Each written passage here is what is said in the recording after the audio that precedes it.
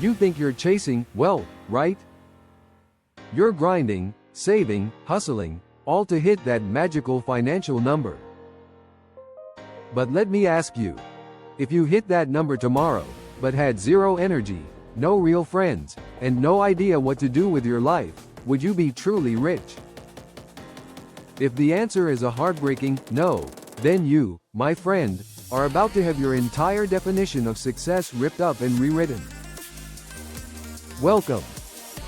I'm diving deep into the 5 Types of Wealth, a transformative guide to design your dream life, by the incredible Sahil Bloom. Sahil is a former venture capitalist, entrepreneur, and viral thought leader who realized that the traditional scoreboard for life, just money, is fundamentally broken. This book is a groundbreaking blueprint. By the end of this summary, you will have a comprehensive, actionable framework to stop winning the financial battle while losing the life war. You're going to learn how to build a life that is durably happy and deeply fulfilled across all its dimensions. Ready to build a life rich in time, connection, purpose, health, and money? Let's jump in. Lesson 1. Time wealth, your most precious, non-renewable asset. This is the big one. Time wealth is the freedom to choose how you spend your time, whom you spend it with, where you spend it, and when to trade it for something else. It's not about having more time in a day. It's about having control over the time you have. Sahil argues that time is the one currency you can never get back, making it your single most valuable resource. The 3 pillars of building time wealth are awareness, recognizing time is finite, attention, directing your focus to what truly matters, and control, the freedom to own your hours. When you see a high-paying job that demands 80 hours a week, you should ask yourself, is the financial gain truly worth the time wealth you're selling? Practical viewpoint. I remember a friend, Sarah, who was climbing the corporate ladder fast. She was making great money, but every year, she'd promise her kids a big summer trip, only to have a critical project derail it. She finally hit her breaking point when her youngest, then 7, asked, "Mommy, are you going to be too busy for my birthday again?" That moment was her flashpoint. She took a massive pay cut to move to a role with strict 9 to 5 hours. Her financial wealth dipped, but her time wealth soared. She bought back her evenings, her weekends, and every future birthday. She often says the peace of mind is worth more than the zeros on her paycheck. Lesson 2. Social wealth, the true fountain of longevity and joy. You can be the richest person in the cemetery, but you can't buy a real hug. Social wealth is the quality and depth of your connections, your relationships with family, friends, mentors, and the broader community. The science here is irrefutable. The Harvard study of adult development, spanning over 80 years, found that the single greatest predictor of physical health and happiness in old age was relationship satisfaction at age 50. This wealth is built through depth, meaningful connections with a small inner circle, breadth, support and belonging from a wider community, and earned status, the respect and trust you gain. Stop treating relationships like an afterthought. They are the most important investment you can make. Practical viewpoint. My neighbor, Mr. David, is a retired mechanic. Financially, he's comfortable, but not rich. But Mr. David is the cornerstone of our entire block. If someone needs a tool, advice, or a hand-moving furniture, he's the first call. He hosts a weekly porch coffee, where neighbors just show up to chat. When his wife was sick last winter, meals for his family arrived every day for a month. His sidewalk was shoveled, and people just sat with him. That's social wealth in action. It's an immune system for life's inevitable setbacks, built not on money, but on decades of showing up for others. Lesson 3. Mental wealth: cultivating clarity, purpose, and growth. Mental wealth is the internal landscape of your mind, your clarity of purpose, your capacity for growth, and your ability to create space for thoughtful reflection. It's the difference between merely existing and truly feeling alive. It's built on three pillars: purpose, having a guiding vision for your life; growth, the eagerness to learn and evolve; and space, creating solitude to think, recharge, and listen to your inner voice. Without mental wealth, all the money in the world can't fill the void of a life lacking meaning or direction. Practical viewpoint. Take the story of Mark, a successful startup founder who sold his company for millions. He achieved financial wealth, but 6 months later, he was miserable. He lacked purpose. His old work gave him daily growth and a clear mission. He was saved by starting a daily journaling practice, his intentional space. He wrote down not just what he did, but how he felt and what he wanted his next chapter to mean. That act of creating mental space led him to start a non-profit focused on youth mentorship, which aligned his skills with a new, profound purpose. The money bought him time. The mental work gave him a reason to get out of bed. Lesson 4. Physical wealth: the foundation that enables all others. This is simply your health, fitness, and vitality. It's the energy you have to show up for your life, your relationships, and your goals. If your physical wealth is bankrupt, your ability to enjoy your time, social, and financial wealth is severely limited. Think of your body as the only home you have for your entire life. You have to maintain it. Sahil simplifies this into 3 core principles: movement, daily activity focusing on strength and stability; nutrition, fueling your body with whole, unprocessed foods; and recovery, prioritizing consistent, high-quality sleep. Practical viewpoint. A close colleague, James, ignored his health for years, chasing deadlines and indulging in stress eating. He had a top-tier job and the financial wealth to retire early, but at 55, he had a major health scare. His doctor told him, "You worked your whole life to buy a Ferrari, and now your engine is failing." He had to retire immediately to focus on recovery.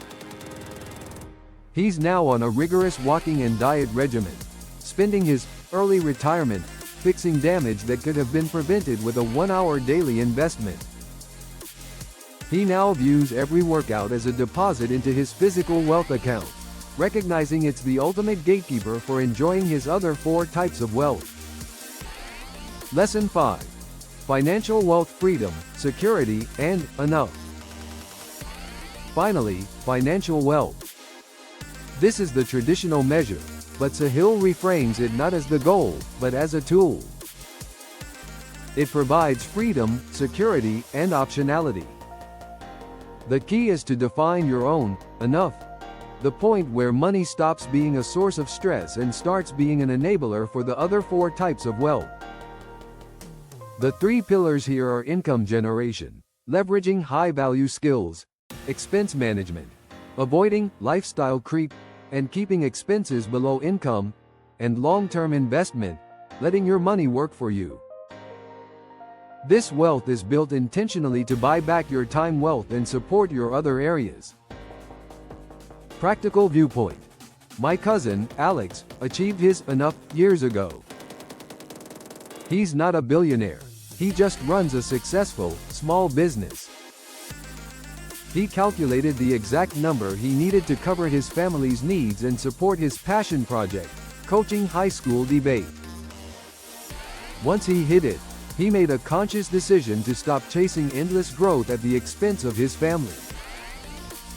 He capped his business's size, prioritized a 4-day workweek, and redirected his extra time and energy to his kids and the debate club.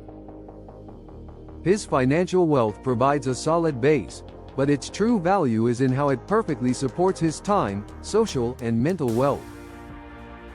Lesson 6. The interplay, wealth is a system, not a collection. The biggest trap Sahil identifies is treating the 5 types of wealth as separate, siloed pursuits. The truth is, they are a powerful, interconnected system. An investment in one area often pays a dividend in another. For example, consistently prioritizing your physical wealth, getting better sleep and daily exercise, drastically improves your focus, leading to sharper decision-making, which is a massive boost to your mental wealth. Similarly, using your financial wealth to outsource tasks you hate, like cleaning or grocery shopping, doesn't just manage expenses, it directly buys you back precious time wealth. This lesson is about shifting your mindset from a checklist to a complex ecosystem where you actively look for these compounding returns. You must understand that a significant deficit in one area, like completely neglecting your health, will eventually create a crippling drain on the others, forcing you to spend future financial and time resources on fixing the collapse. Practical viewpoint. I know a woman named Lisa who was burning out working 2 jobs just to save more money. Her financial wealth was growing, but she was exhausted. Her physical wealth was non-existent, and her social wealth was suffering. She made a tough, but smart call. She quit the second job. Initially, her income dropped. However, with the extra time, she started an evening routine of cooking healthy meals and calling her best friend. The result? She felt energized and focused at her main job, got a promotion within a year because of her improved performance, boosting her financial wealth again, and her relationships flourished. She realized cutting a financial input actually increased her total life output because she freed up her energy, the battery that powers the entire system. Lesson 7. The crucial concept of anti-goals and defensive wealth. Wealth isn't just about what you chase, it's about what you refuse to lose. Sahil introduces the powerful concept of anti-goals, the things you will never sacrifice in the pursuit of success. Anti-goals serve as crucial guardrails that protect your existing wealth. For instance, if your goal is to grow your career, your anti-goal might be, I will never travel so much that I miss my child's recital, or, I will never sacrifice my 8 hours of sleep. This is what we call defensive wealth. It's about being proactive against the creeping erosion of time, health, and relationships that often comes with chasing only the financial scoreboard. By defining your lines in the sand, you ensure that even as you push hard for new heights, you don't accidentally become poor in the most important areas of your life. Practical viewpoint.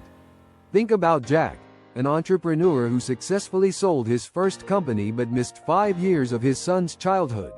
A massive loss of time wealth he can never recover. For his second company, his core goal was still success, but his anti-goal became, I will be home for dinner every single night. To hit this anti-goal, he had to be ruthless. He implemented a 4:30 p.m. hard stop every day, which forced him to say no to non-essential meetings and delegate tasks earlier. His rule became his operational mantra, not a suggestion. This strict boundary didn't kill his business. It forced radical efficiency, ultimately protecting his most valuable assets, his family and his presence, while still building financial wealth. He learned that a clear stop time is actually a powerful tool for a successful start time. And there you have it, a mind-blowing new way to think about success. The 5 types of wealth isn't about giving up on money. It's about integrating it with your time, people, purpose, and health to build a life portfolio that is resilient, meaningful, and genuinely rich. Sahil Bloom has handed us a new scoreboard for life. I want to hear from you. Which type of wealth are you crushing right now, and which one needs your immediate attention?